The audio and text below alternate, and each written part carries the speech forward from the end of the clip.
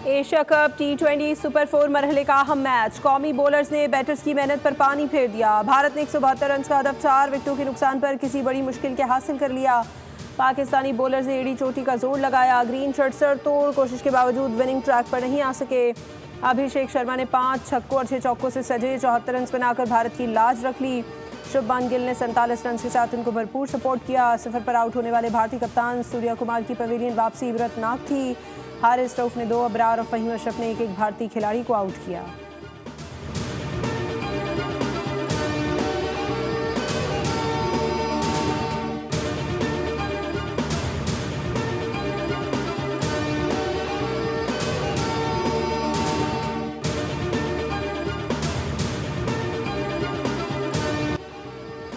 Match तो हार गए मगर कौमी बैटर्स ने शानदार इनिंग्स खेलकर शायकीन क्रिकेट का दिल जीत लिया। पाकिस्तान ने अपनी बारी पर 5 विकेटों पर 171 रन का मजमूआ स्कोरबोर्ड पर सजाया। साहबजादा फरहान ने 58 रन की साथ पाकिस्तानी इनिंग्स को इस्तेहकाम दिया। साइम अयूब और मोहम्मद नवाज ने 21 रन का हिस्सा दिया। थर्ड अंपायर का निशाना बनने वाले फखर जमान ने 15 रन स्कोर किए।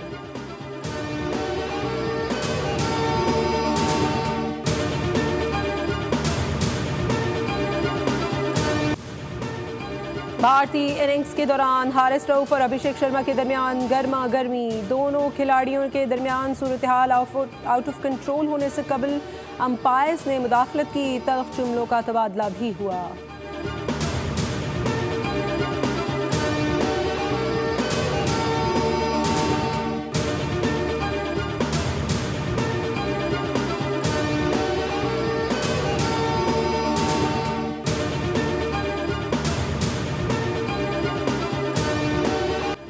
पाकिस्तान के खिलाफ बैटिंग के दौरान भारतीय बल्लेबाजों की किस्मत का सितारा उरूज पर रहा। कभी ग्रीन शर्ट्स ने कैच गिराए तो कभी बॉल ने शाहीनों का साथ देने से इनकार कर दिया। भारतीय बैटर्स को कई चांसेस मिले।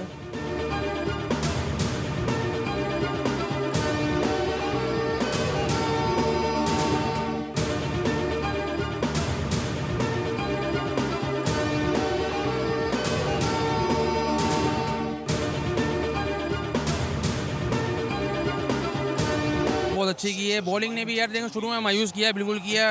विकेट लेनी चाहिए थी, शुरू में नहीं ली। बाद में हारिस रऊफ ने बहुत अच्छा कमबैक किया। बैटिंग पाकिस्तान ने माशाल्लाह बहुत अच्छी करी। शुरू में तो बहुत अच्छा खेला, ऐसा लग रहा था कि माशाल्लाह 200 स्कोर करेंगे। ये मैच था, कोई जंग थोड़ी थी कि हम जीते। तो एक मैच अगर इंडिया जीते तो कोई मसला नहीं है। डिसअपॉइंटिंग एज यूजुअल वही इंडिया के साथ, लेकिन ये है कि 1-2 कल्प्रिट्स हैं जो मिडिल ओवर स्लो खेले हैं। आज हुसैन तलत को खिलाना नहीं था बनता। हसन नवाज खेला होता तो शायद मैच डिफरेंट हुआ। बैटर्स ने अच्छा खेल दिखाया, बॉलर्स ने मायूस कर दिया। शायकीन क्रिकेट पाकिस्तान की शिकस्त पर अफसरदा। बोले 15-20 रन ज़्यादा होते तो पाकिस्तान मैच जीत जाता। शायकीन ने फ़खर जमान के मुतनाज़ आउट होने के फैसले पर अंपायर को भी आहड़े हाथों लिया।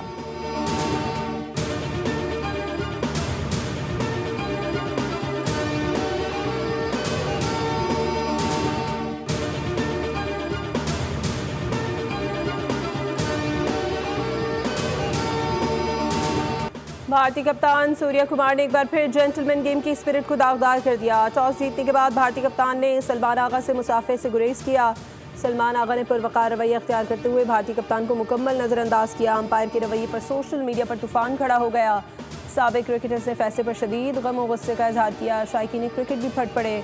भारतीयों ने भी फ़खर जमान के फैसले को गलत करार दिया।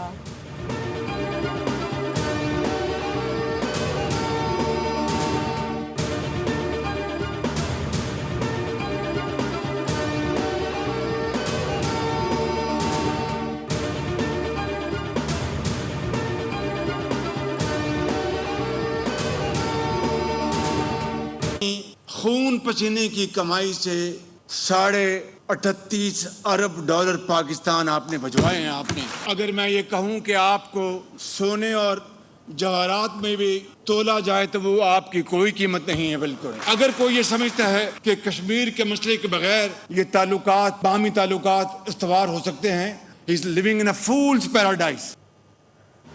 समंदर पार पाकिस्तानियों को सोने और जवाहरात पे भी तोला जाए तो कम है। ओवरसीज़ पाकिस्तानियों से $38.5 अरब मुल्क भेजे। ये लोग पाकिस्तान की मौशी और सियासी आवाज़ हैं। वज़ीर आज़म शहबाज शरीफ का लंदन ओवरसीज़ कन्वेंशन से खिताब। कहा मसला कश्मीर के बगैर भारत से कोई बात नहीं हो सकती। कश्मीरियों का खून रायगा नहीं जाने देंगे। मसला कश्मीर हल किए बगैर खित्ते में अमन कायम नहीं हो सकता। कोई अगर इसके बगैर ताल्लुकात का सोचे तो वह अहमकों की जन्नत में है। गजा में जारी मजालिम पर उन्होंने कहा कि 64,000 बुजुर्ग, माएँ और बच्चे शहीद हो चुके हैं।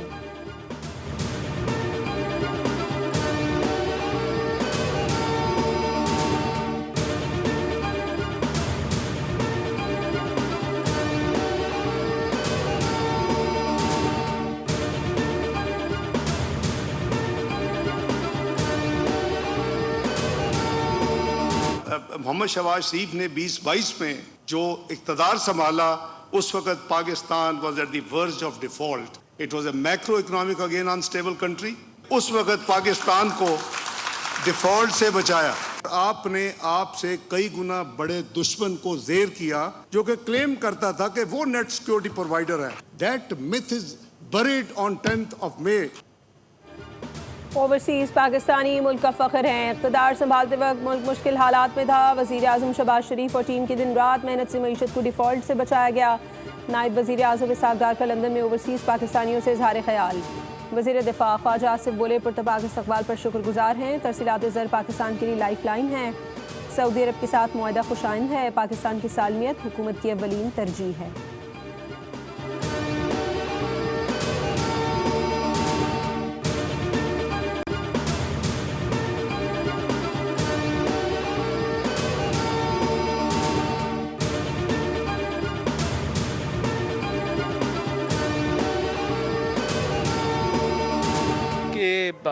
तारीख़ का एक बहुत बड़ा इज्तिमा था लंदन के अंदर, जिसमें ओवरसीज़ पाकिस्तानीज़ मौजूद थे और बहुत बड़ी तादाद में मौजूद थे। और प्राइम मिनिस्टर ने एक अपना दिल खोल के उनसे जो है वो बात की, और ना सिर्फ ओवरसीज़ पाकिस्तानीज़ के मसाइल के हवाले से और उनको तरजीह देने के हवाले से, बल्कि उसके साथ साथ उन्होंने जो ऑपरेशन बुनियाद मरसूस है, जो हमारी कामयाब फ़ॉरेन पॉलिसी है, उस पर भी बड़ी तफसील से रोशनी डाली।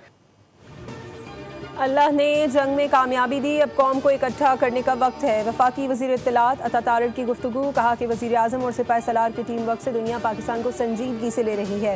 वज़ीर आज़म अक़वाम मुत्तहिदा में हमेशा की तरह कश्मीर और फ़लस्तीन के लिए आवाज़ बुलंद करेंगे।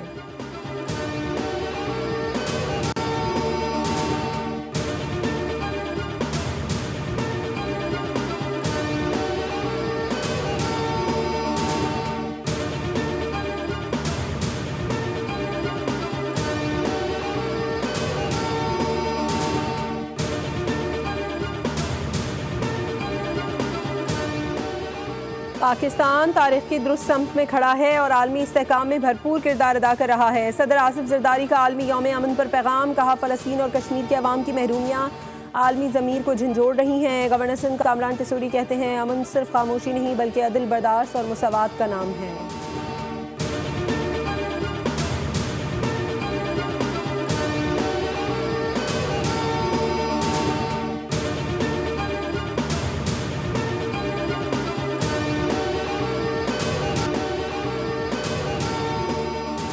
वफाकी हुकूमत पर कितना कर्जा। वजारत ख़जाना ने सोशल मीडिया की पोस्टों को गलत करार दे दिया। तर्जुमान के मुताबिक 3 साल में कर्जा दुगना होने का तासुर गलत है।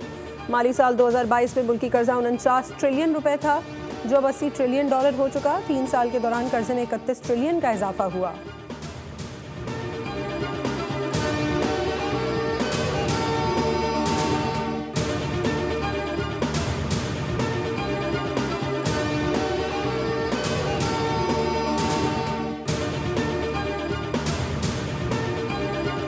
कराची के इलाके मेमन गोट में फायरिंग, 3 ख्वाजा सरा कत्ल। पुलिस के मुताबिक नामालूम मुलजमान ने तीनों को गोलियां मारी और मौके से फरार हो गए।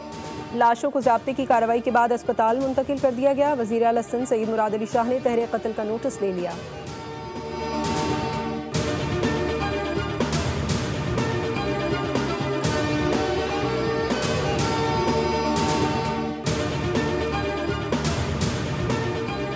दरियाई सिंध में सैलाब। फ्लड फोरकास्टिंग डिवीजन के मुताबिक गुड्डू बैराज पर पानी की सतह में कमी आने लगी। निचले दर्जे का सैलाब। आमद 2,73,000 और अखराज 2,44,000 क्यूसिक है।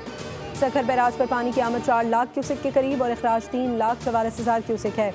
कोटरी पर दरमियाने दर्जे का सैलाब। पानी की आमद 3.5 लाख और अखराज 3,27,000 क्यूसिक रिकॉर्ड किया गया।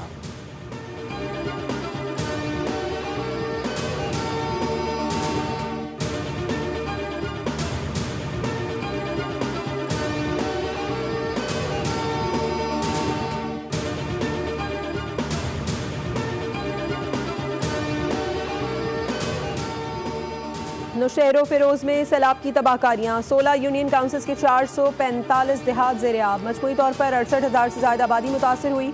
रेस्क्यू ऑपरेशन के जरिए अब तक 15,000 से ज़्यादा अफराद को महफूज मकामात पर मुंतकिल किया जा चुका है। रिलीफ कैंप्स में सहूलतों का फुकदान, मुतासरीन सैलाब का रहने से इनकार।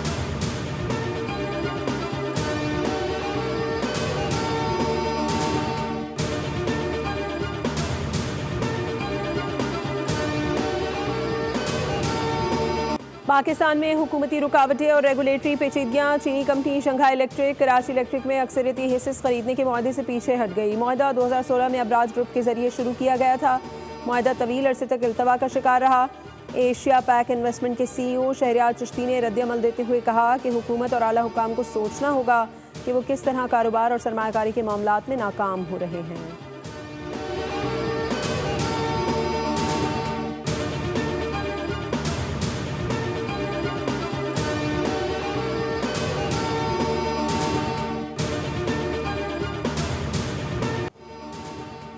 रुझान में पुलिस का एक्शन, कच्चे में कार्रवाई करते हुए 6 मगवी बाजियाब करा लिए। मगवियों की बाजियाबी पर अहले इलाका और वर्षा का जश्न। वर्षा ने पंजाब पुलिस का शुक्रिया अदा किया।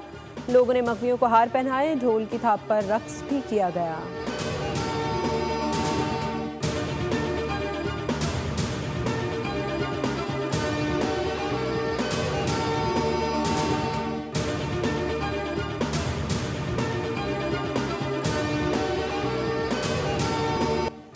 अमेरिका एक बार फिर अफगानिस्तान में बगराम एयरबेस हासिल करने के लिए मुतहरिक। अमेरिकी सदर डोनाल्ड ट्रंप ने मीडिया से गुफ्तगू में अफगान हुकाम को खबरदार कर दिया।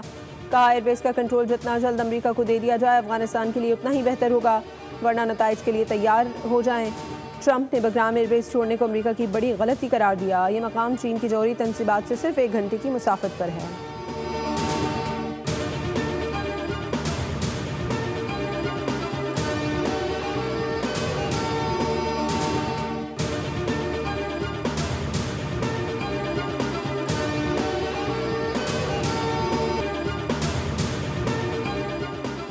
बाबा गुरु नानक की 486वीं बरसी की 3 रोज़ा तकरीबात का आगाज़। दरबार करतारपुर को मकामी शहरियों के लिए खोल दिया गया।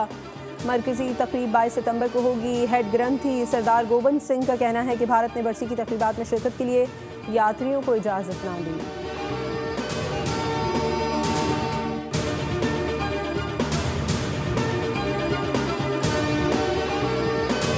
और पेरिस में रंगारंग मलबूसात पहने मॉडल्स की रैंप पर वॉक। नाज़रीनों के अंदाज और अदाएं शुरका को भा गईं। रोशनी और मौसीकी के संगम ने शो को ख्वाबनाक बना दिया। इंडोनेशियन डिज़ाइनर्स के मुनफरिद मलबूसात ने देखने वालों के दिल जीत लिए।